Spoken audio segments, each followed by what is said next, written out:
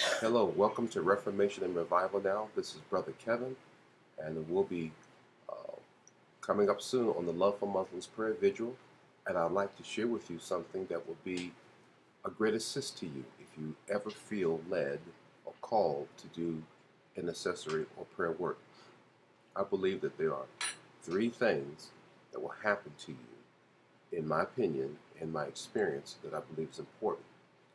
I want to say that shortly after my conversion, I had two things that were consistent in my life. One was a love for the Word of God. Two, a love for prayer. But I actually didn't know it. I was just young and excitable, and I had a love for souls. But I found out that I wasn't a frontline evangelist as much as I thought I was. And I still do that type of work, and that's a part of my heart, part of my prayer life. But what's been consistent with me has been the Word of God and prayer. And I want to talk about prayer today from the standpoint of what God does to you when you begin to pray for others, maybe a nation, a people group, could be a state, could be whatever. Um, in my experience, this is what's going to happen. First of all, God will usually give you the heart for whatever you're praying for. But a lot of times, you may not have the heart. But if you begin to search Him out and you begin to get into the Word, while you're in the Word or while you're with Him in prayer, He may touch your heart for a people group. Or you can ask Him and He will give you a heart for a particular people group.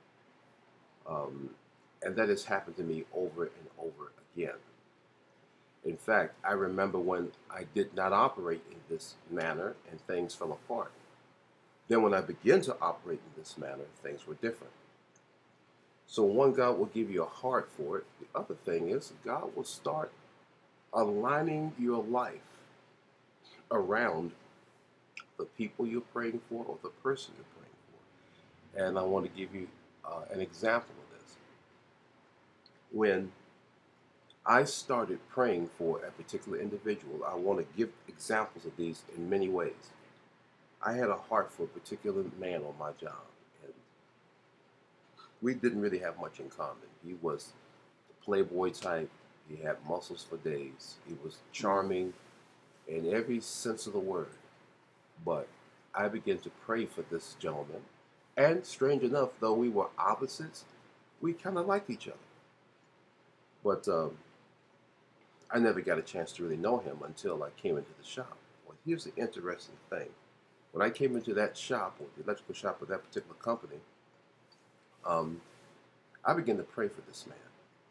And while this occurred, I began to develop a relationship with this man. And this man began to share things with me that I never thought that was even on his mind. One day, in the years of praying for him, I was going down the ramp in the back entrance of the building I served or worked at, and the Lord spoke to me. He says, "You can stop praying now. The work is done." And I just sort of looked up and said, "Oh, okay. Well, sure, Lord, thank you." So I went in and everything was as normal and nothing seemed to materialize. One day, just oddly, he had gotten a flat tire. So my wife and I came and picked him up to take him to his car. And we had this old Janie Grind song in, and it was called, what was that song? Better Make Way, I think. And the Spirit of God came into that car and compelled this man and convicted this man.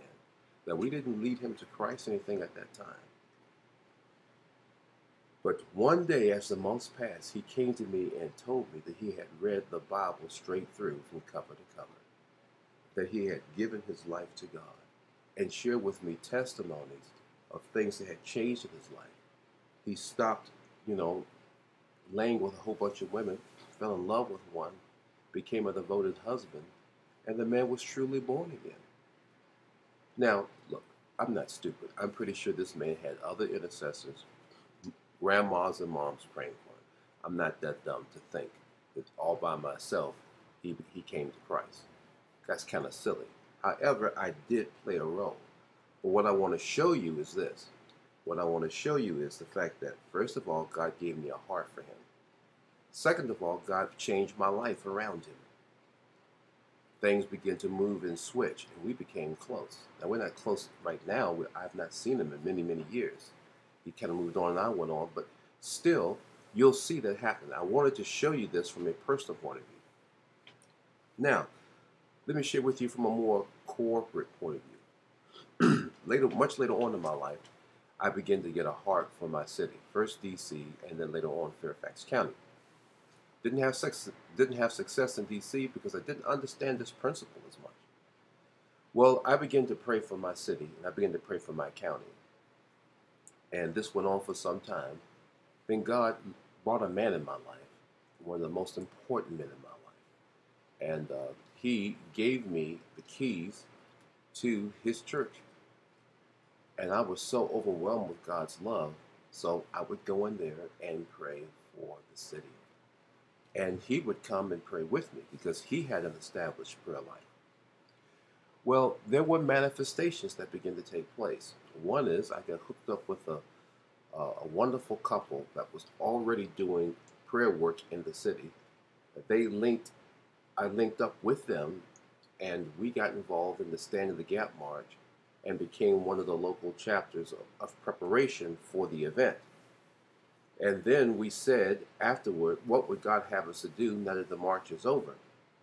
And it formed a group which prayed for the churches to get together and intercede and to pray for souls of the city.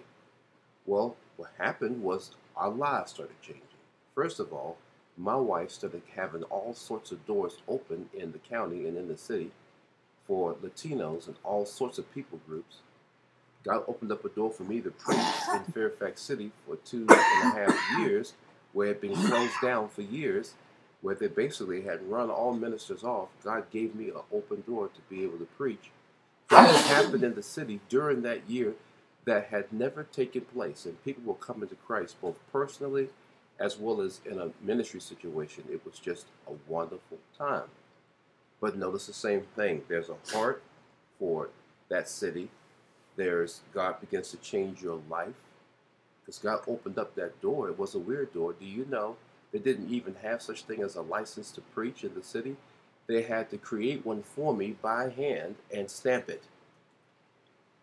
Then I was allowed to preach. These are the sort of things that take place. Well, I had another situation. God, after years of resenting Jewish people, because I thought that they were prima donna and thought that they were so special because they were the lineage of Abraham. So I had taken an attitude against them, and a good friend of mine rebuked me and said, man, you need to stay on God's side and pray for Israel. You don't get anywhere by not praying for Israel. And I fell under conviction at the time and started praying for Israel. I still pray for Israel to this day. It has been a lifetime assignment that I have. Well, the same thing. God started changing my world. I started coming in contact with Jewish people. My children started having a Jewish teachers in their life. Then we had that same family. One of the sons became a big brother to the family. And my wife ministered to one of them. One of them gave their life to the Lord. All of a sudden, everywhere I'd go to work, and I would work for Jewish doctors. I'd have Jewish bosses. Everywhere I'd go, it would be something, and God began to give me prayer assignments around the Jewish and Israeli people. It was just one of those things that happened. But this is a consistent thing. God gives you a heart, and then he begins to arrange your life around what you're praying for. Now let me share with you the most recent. The most recent was God gave me an assignment for Muslim people. That is now over a year now. And God has done several things. So the same old thing. First thing, God gave me a heart for it. And he told me when to enter in. But now I'm more experienced now. So now I can follow God when he does these things. So what happened was I prayed for months. Seemingly nothing happened. It laid on my heart to do a prayer vigil for the Muslim people. And that, was not all that well attended. But while I was being faithful, God began to arrange certain things in my life. He put us really in a situation where we had a Muslim neighbor.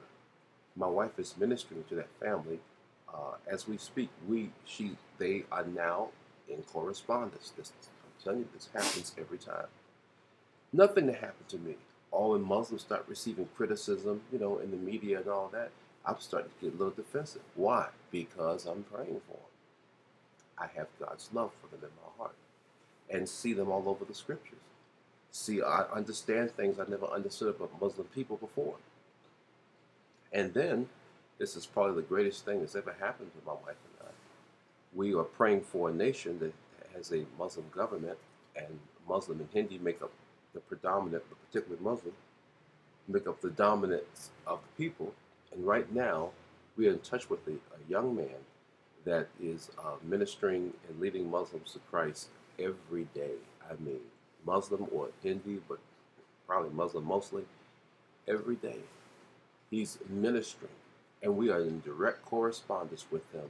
I have some of my videos go forth, are used to teach many of the disciples, even in the situation of translations. But here I am in the biggest frontline harvest I've ever been involved in. And I want you to know that these principles work. If you begin to pray for anything that God is leading you, He'll give you the heart, and then He'll change your life and build your life around what you're praying for.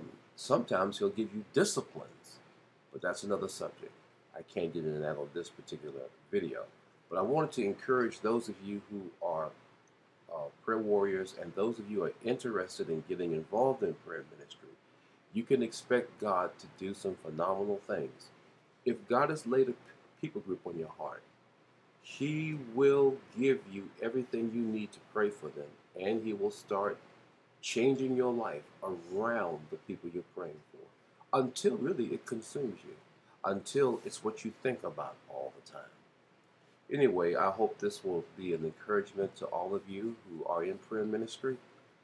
Pray for me in Sultana, because we are about to engage in our second Love for Muslims prayer vigil on March the 5th on a Sunday afternoon at the Tall Oaks Community Center in Woodbridge. Please come. Love for you to be a part. God bless you, and I'll see you in another video. Bye-bye.